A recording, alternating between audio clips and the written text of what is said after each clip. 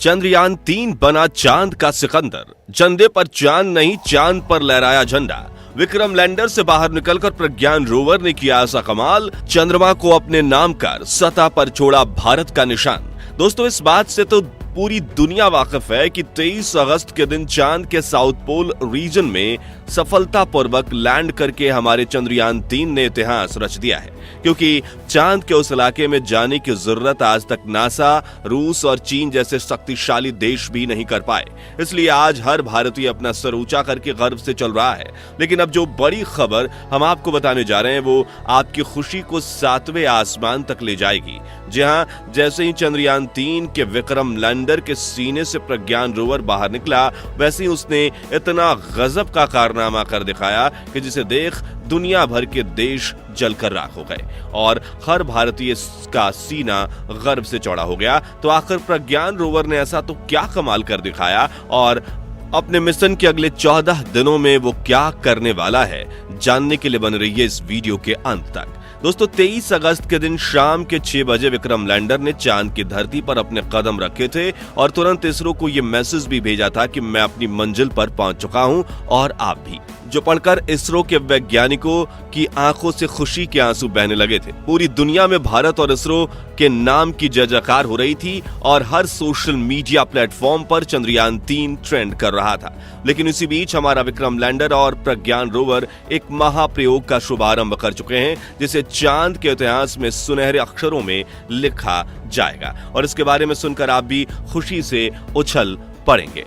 इसलिए अपनी उत्सुकता को कंट्रोल करके कुर्सी की पेटी बांध लीजिए, क्योंकि अब हम आपको जो बताने वाले हैं कोई साधारण बात नहीं है। तो बात कुछ ऐसी है कि 23 अगस्त के दिन चांद पर उतरने के बाद विक्रम लैंडर ने थोड़ा आराम किया, क्योंकि उसने 55 लाख किलोमीटर से लंबा सफर तय किया था और 24 अगस्त के दिन सुबह इसने अपने मिशन के अगले पड़ाव की तरफ बढ़ना शुरू किया, जो कि था चांद की सतह पर प्रज्ञान रोवर को रिलीज करना, जिसके लिए उसने अपना एक हिस्सा खोलकर प्रज्ञान को बाहर निकलने के लिए रैंप बनाया और जैसे ही चंद्रयान का प्रज्ञान रोवर विक्रम लैंडर के सीने से बाहर निकला, उसके बाद तो इतिहास ही बन गया। जी हां दोस्तों, चंद्रयान-3 के रोवर प्रज्ञान ने जैसे ही विक्रम से बाहर निकलकर चांद की सतह पर चलना शुरू किया, वैसे ही इसने चंदा मामा पर भारत की अमिट छाप छोड़ दी, क्योंकि इसरो ने प्रज्ञान रोवर के पहियों पर इसरो का लोगो और भारत का राष्ट्रीय प्रतीक अशोक चिन्ह को उकेरा था, जिस वजह से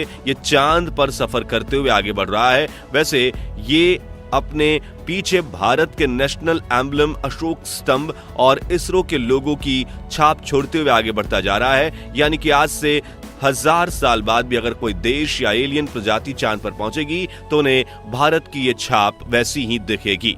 लेकिन अब आपके मन में एक सवाल जरूर आ रहा होगा कि चांद की मिट्टी पर बने चिन्ह कई सालों तक कैसे ऐसे रह सकते हैं। ऐसा इसलिए दोस्तों क्योंकि चांद पर काफी पतला वातावरण है, इसलिए यहां पर धूल मिट्टी नहीं उड़ती। इसी वजह से साल 1969 में जब एस्ट्रोनॉट नील आर्मस्ट्रांग चांद की सतह पर पहली बार उतरे थे, तब से लेकर आज तक चांद पर उनके पैरों के निशान वैसे के वैसे मौजूद हैं और चंद्रमा पर चंदा मामा पर अपनी छाप छोड़ने के लिए भारत तो दुनिया भर की सभी स्पेस एजेंसियों से सबसे आगे निकल चुका है, क्योंकि प्रज्ञान रोवर चांद के दक्षिणी ध्रुव पर जहां जहां जाएगा वहां वहां इसरो का लोगो और अशोक स्तंभ छपता जाएगा, जिसे खुद चंदा मामा भी नहीं मिटा पाएंगे। आपको बता दें कि चंद्रयान-3 के लॉन्च होने से पहले इसरो ने एक वीडियो जारी किया था, जिसमें दिखाया गया था कि प्रज्ञान रोवर जैसे जैसे आगे बढ़ता है वो पीछे अशोक चिन्ह और इसरो के लोगो का निशान छोड़ता जाता है और अब वैसे ही अपने सफर की शुरुआत करके प्रज्ञान रोवर ने चांद की खाली जमीन पर भारत की कामयाबी का चिन्ह गढ़ना शुरू कर दिया है। साथियों, जैसे आप जानते हैं कि चंद्रयान-3 का रिसर्च मिशन अगले 14 दिनों तक चलने वाला है। ऐसे में इन 14 दिनों में प्रज्ञान रोवर अपनी लैंडिंग साइट और आसपास के इलाकों में काफी लंबा सफर तय करने वाला है। तो जरा सोचिए कि मिशन पूरा होने तक चांद के इस इलाके में अशोक स्तंभ और इसरो के लोगों की कितनी हजारों प्रिंट्स बन जाएंगी। वैसे तो ये काम करने में कोई रॉकेट साइंस की जरूरत नहीं है, लेकिन काफी तेज सोच की जरूरत जरूर है।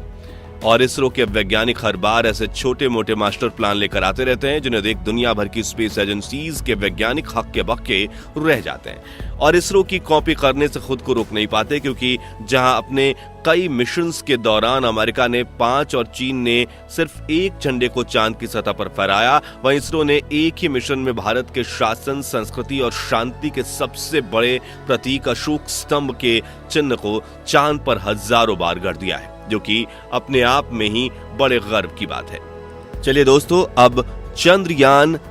3 के प्रज्ञान रोवर की बनावट और इसके मिशन की बात करते हैं, जिसे देखकर दुनिया की सभी स्पेस एजेंसीज में हड़कंप मचा हुआ है। तो प्रज्ञान रोवर का वजन 26 किलो है। चांद की उबड़-खाबड़ सतह पर चलने के लिए इसमें 6 टायर लगाए गए हैं और इसका इलेक्ट्रिक सिस्टम इन 6 पहियों पर सवार होकर पहुंचता है और ये पावर पहुंचाता है उन्हें, ताकि अगर 2 पहिए मिट्टी में धंस जाएं तो बाकी के 4 पहिए उसे खींचकर बाहर निकाल सकें। इसके अलावा इसकी चैसी और पहियों को पकड़कर रखने वाली रॉकेट बोगी को काफी मजबूत बनाया गया है, ताकि अगर यह किसी चट्टान वगैरह से टकरा जाता है तो इसके उपकरणों को कोई नुकसान न पहुंच पाए। वहीं इसमें पहले से बड़ा सोलर पैनल लगाया गया है जो सूरज की रोशनी से 24 घंटे लगातार प्रज्ञान रोवर की बैटरी को चार्ज करता रहेगा। अब आप सोच रहे होंगे कि धूप तो 10 से 12 घंटे तक होती है, तो फिर 24 घंटे इसकी चार्जिंग कैसे होगी? तो आपको बता दें कि चांद पर एक दिन पृथ्वी के 28 से 29 दिनों के बराबर होता है, यानी कि यहाँ 14 दिन की सुबह और 14 दिन की रात रहती है,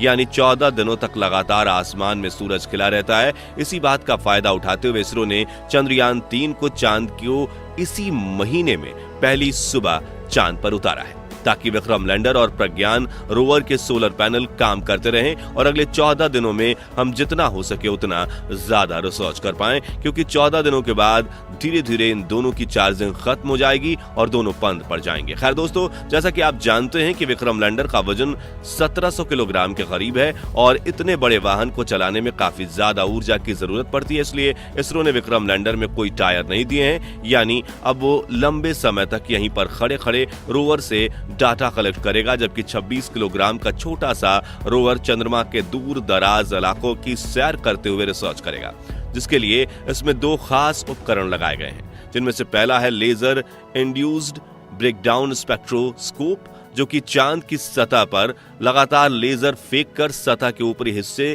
के नीचे मौजूद पानी और खनिज का पता लगाएगा। साथ ही इन खनिजों के रासायनिक गुणों के बारे में भी विक्रम लैंडर को डेटा भेजेगा और विक्रम लैंडर इन डेटा को चांद की कक्षा में घूम रहे चंद्रयान 3 के प्रपल्शन सैटेलाइट के जरिए डेटा को इसरो के हेडक्वार्टर मिशन ऑपरेशन कॉम्प्लेक्स में भेजेगा। दोस्तों, ऐसे में अगर इस यंत्र ने चांद पर किसी बेशकीमती खनिज की खोज कर ली तो दुनिया भर में इसरो का नाम की जय जयकार और ज्यादा बढ़ जाएगी। दूसरा उपकरण है अल्फा पार्टिकल एक्सरे स्पेक्ट्रोमीटर। प्रज्ञान रोवर का ये पेलोड चंद्रमा की मिट्टी, चट्टानों और क्रैटर्स में लेजर फेंक कर एक्सरे टेक्नोलॉजी की मदद से इसके अंदर मौजूद magnesium, aluminium, silicon, potassium, calcium, titanium और आयरन जैसे कीमती खनिज संसाधनों की खोज करेगा। दोस्तों, अगर हम भविष्य में चांद पर ह्यूमन कॉलोनी या स्पेस स्टेशन बेस बनाते हैं तो यही पानी और खनिज हमें काफी मददगार साबित होंगे, इसलिए यह काफी ऐतिहासिक खोज है और हमें यकीन है कि जैसे इसरो ने